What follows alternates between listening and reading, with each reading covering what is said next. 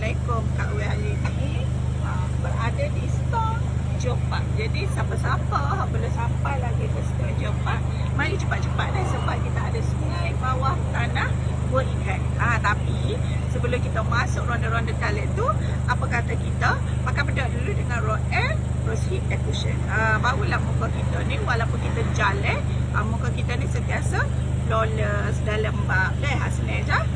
Dah ambil, lepas tu press. Lepas tu dab-dab dia dekat muka. Dab-dab. Jadi muka kita ni akan sentiasa lembab walaupun kita jalan dalam buah ikan. Dah dab-dab begini. Pakailah seluruh muka ni. Kak Wei tunjuk simple-simple saja. Dab-dab. Okey, lepas tu kita pun dah siap semua. Kita pun pakai untuk bibir. Kita pakai shea butter lip. Tengok pendek ketok dah Kak Wei. Di mana-mana bawa sama. Tengok pendek ketok dah Kak Wei pakai sama.